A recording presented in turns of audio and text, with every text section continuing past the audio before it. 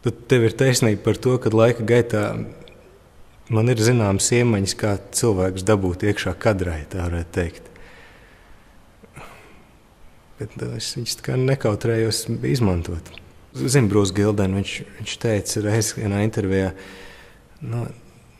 ja tev svarīga morāla, tad īsti nevar būt fotogrāfs. Bet viņa gadījumā tas saprotams, ņemot vērā, kā viņš fotografē. Bet tas baigi individuāli. Man liekas, ir svarīgi, lai tu jūties ar to komfortā. Un, ja tu jūties vainīgs kaut kādā veidā, tad tu arī esi vainīgs, man liekas. Tad tas nozīmē, ka priekš sevis tu esi kaut kāda morālas norma tajā brīdī pārkāpis. Vienkārši tā atklāti tev runājot, ir tā, ka vismaz šobrīd tāds psiholoģiskais portrets vai kaut kas tāds man neinteresē īsti. Man interesē cilvēks kā daļa no vides.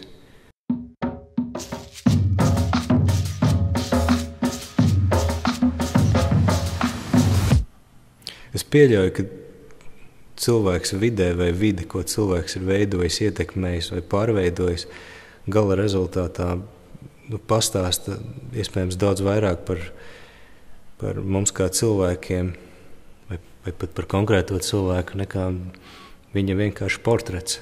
Tas, kas man tiešām šobrīd interesē, ir vide, telpa un ainava, bet tāda vide un tāda ainava, kas ir cilvēka ietekmēta, kur ir noticis kaut kāda cilvēka darbība, kaut kādas pēdas ir palikušas, ko cilvēks tur atstājis. Un man sagādā prieku, un man patīk uzturēties arī dabiskā un skaistā ainavā, bet fotogrāfiski man viņa neinteresē. Tas, kas man, piemēram, šī konkrētajā brīdī liekas interesants, ir tas, kā kaut vai ar šiem pandēmijas un sociālās distancēšanās kaut kādām zīmēm, kas ir publiskajā telpā, kā mainās tas, kā mēs konstruējam telpu, līdz ar to paredzam, kā mums šajā telpā ir jāizturās. Un tas, man liekas, tāds ļoti interesants aspekts, ka telpa reizēm iespējams nemaz nemainās, bet tu viņā ieliec kaut kādus dažus elementus, un tas it kā paredz tev citāda veida attieksmi, citāda veida izturēšanos šajā pašā telpā. Līdzīgi, kad bija iepriekšējā krīze 2009. gadā, es nezinu, vai šī krīze bija ekonomiskā krīze, tad arī man likās interesanti tieši šo situāciju pētīt cauri vidi. Un toreiz tas bija pirms tam bija tas ekonomiskais tāds pacēlums, kad cilvēki iegādājās daudz un dažādas īpašumus, un tad, kad bija tā krīze, tad viņi īsti nezināja bieži vien, ko ar viņiem iesākt, un parādījās caur tās pārdot zīmes. Un tad man likās, ir tā ainava, un tur ir tā viena zīme, kaut kāds elements, un viņš maina, kā mēs lūkojamies uz to ainavu. Kaut kas līdzīgs, man liekas, šobrīd notiek, un tas, kas man interesē pētīt.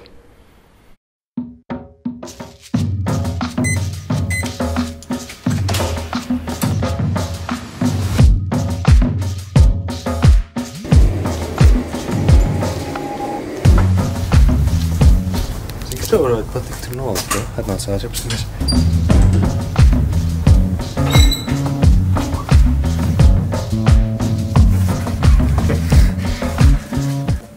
Ko saki? Laba vide? Turpinot to, ko es teicu, man vienkārši kaut kādu laiku jau ļoti piesaista interjērs.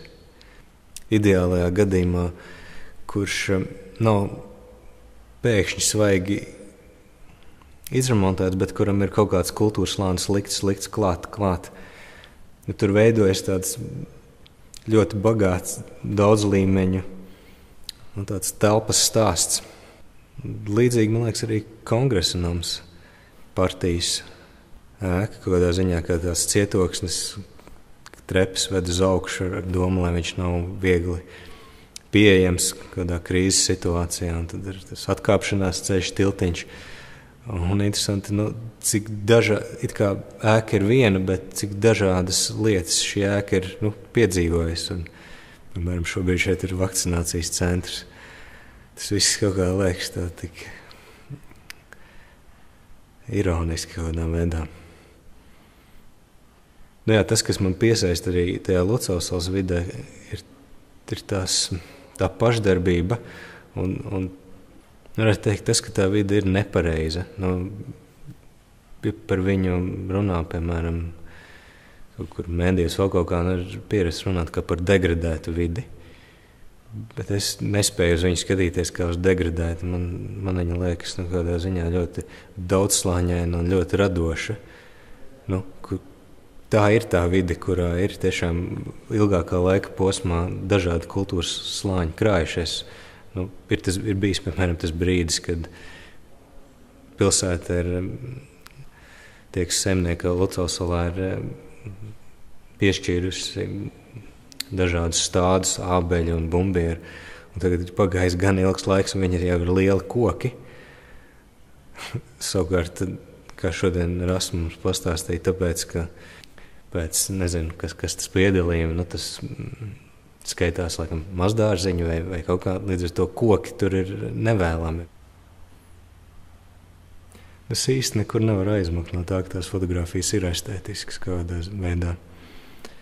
Es esmu mēģinājis apzināti to sevī kaut kā laust, bet īsti nesanāk. Ar to es esmu pieņēmis, kad tas estētiskais, varbūt tas, kas ir klātesošs, tas var būt tas pirmais līmenis, kas piesaista skatītāju. Viņš skatās pirmkārt uz to bildi, varbūt tāpēc, ka viņa ir vienkārši skaista. Un tad tālāk varbūt viņš ieraug arī tos dažādos dīvainos elementus, ko es salicis. Un man liekas, ka tas estētiskais moments